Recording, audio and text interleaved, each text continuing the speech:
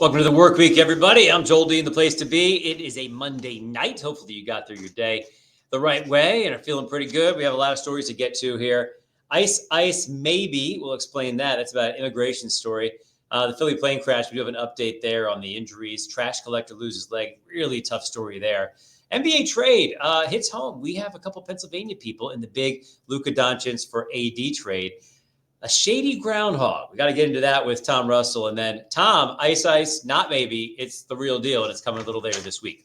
Let's start with Ice, maybe. I'm talking about ICE when it comes to immigration. And apparently a couple people at Temple University trying to pretend like they are ICE agents and get into some dorms. Yeah, a couple guys impersonating, according to police, immigrant agent, officer on campus, a 22-year-old, one of three people accused of imitating the ICE agents there on campus trying to get into one of the buildings, a residential hall. Police said they were wearing white lettering on their shirts that read ICE or police. We don't know their exact motives, but some scary stuff when you consider who knows what their motives were to try to get on campus there at Temple. That brings us to the Philly plane crash update. Just tragic stuff. You guys have been following this along with us, I'm sure, from Friday night. And we do have the updated numbers for you right now. Of course, that's when that medical jet crashed in Northeast Philly. Claimed the lives of 6 people on board the plane. That included a pediatric patient. Officials say the injury count after that crash into the ground, you see that deep crater right there, has increased to 24, 7 dead. That was one person on the ground as well, but 24 now injured. That was a Learjet 55 that crashed, caused that big debris field right there. They had to go very deep to get the black box, which they have done. But it really 4 to 5 blocks all impacted by this. Just a scary situation. NTSB is still investigating that one right there. Under the trash collector, losing a leg. This happened last year. We're starting to get more information about how difficult this is. And then another medical problem that has come up with this man as well. George Stanford is the top trending on our website right now, cbs21.com. This is him. Now, he's got that big smile, and you'd love to see that, but he's got a lot of problems right now. It's from York County. He was out in his usual trash route. He was collecting in Elizabethtown last year, and his leg got trapped between 2 poles as the trash truck was turning. Just gruesome stuff, and basically ripped it from his body. Luckily for him, a couple of his coworkers had some medical training and some military training. They made tourniquets to stop him from bleeding out. They did lose the leg, serious surgery for 11 hours. And here's the thing. As they're doing scans to find out if he's going to be okay, here's what happened. They found a brain tumor as well. So that has to be removed to save his vision. So a lot going on with him. A GoFundMe has been started up. You see his wife right there. They're talking about this. I just love that smile that he has. Hopefully they can figure some things out. She's had to take care of him full time. So they're down to, not even a full income at this point. So a lot of weeks, a lot of therapy ahead of him, but hopefully he'll be smiling soon for some other reasons that are better in his life. Let's move on to something a lot lighter. The NBA trade hits home. You heard about the big trade, right? It's Luka Doncic. It's AD. So the LA Lakers are getting Luka Doncic. You got AD going back to the Dallas Mavericks. Okay, these guys are responding to it. People in Dallas are freaking out. People in LA are freaking out. This is one of the biggest trades in NBA history for sure. So here's the actual trade with some names I had not considered. Okay, we have the Lakers getting Luka Doncic, Maxi Kleber, and Philadelphia native Markieff Morris. Then Pittsburgh native Jalen Hood-Schifino headed to the Utah Jazz. This is one of those crazy deals where like extra players go a different way. So kind of interesting there. Who won the trade? My opinion, short term, it's the Mavericks. Long term, probably the Lakers, because Doncic is going to be good for the next 10, 12 years. AD is closer to the next 5. So if you want to look at it that way, there you go. We'll see. There's some more moves to be had. That brings us to that shady old groundhog, and that brings us to my friend Tommy Russell. All right, what do you think? The groundhog, we knew he was probably going to see his shadow. He usually does.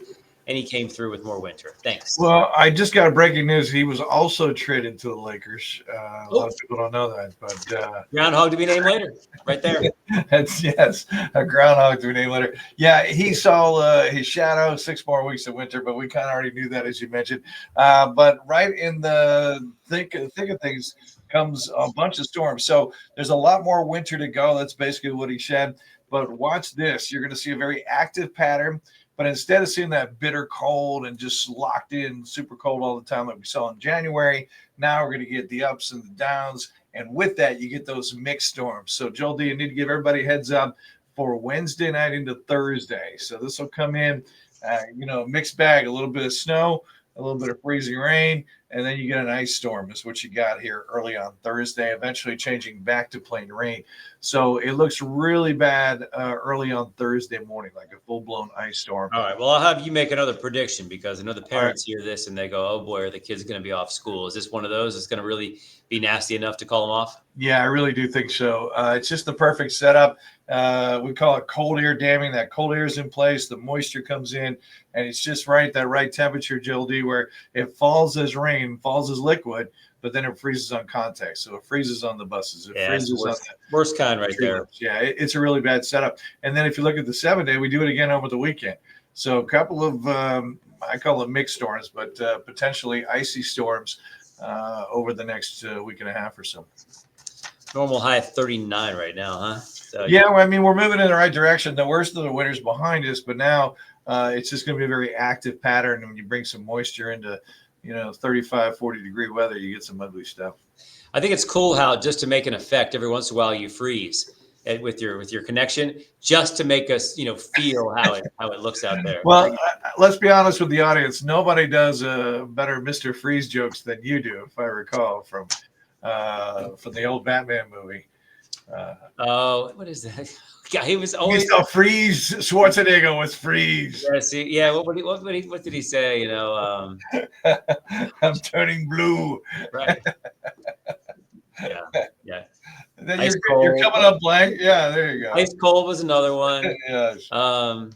Yeah. You can't upset me because I'm already cold-hearted. Yeah, he had tons of different ones. They were so bad. But his makeup was cool. He had like that glittery, stuff. It looked like he was actually frozen.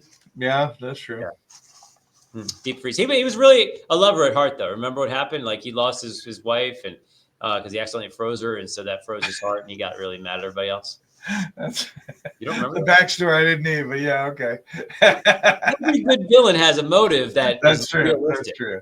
You have to understand their motivation at some level to be able to identify with them before you can hate them. That's how it works. Of course. And we can identify you. We'll try not to hate you for your forecast, but we get it. All right, my friend. All right, we'll see you. Stay cold, Mr. Freeze. Bye-bye. Yeah. Wow, we got to look those up and be ready for those next time. I like Arnold, man. All right, this is February 3rd, starting this week. Don't forget tomorrow, everybody. I don't know when you're watching this, but on Tuesday the 4th, it is the budget address from the governor. All right, we're going to be there. It starts at noon. We'll be streaming it on our YouTube page as well, so you guys can tune into this right here and get ready for that as well. A lot of things on the agenda this time. What's on the wish list? More education funding, again, even after the $1 billion they added last year, maybe another $500 million coming in this year. We don't know. And how it gets split up is one thing. Will the vouchers be there this time? Governor's kind of been wishy-washy on that, says he likes it, but then doesn't really push to get it through. We'll see where that ends up. Republicans will be rebutting all this. How much will be left in the rainy day fund?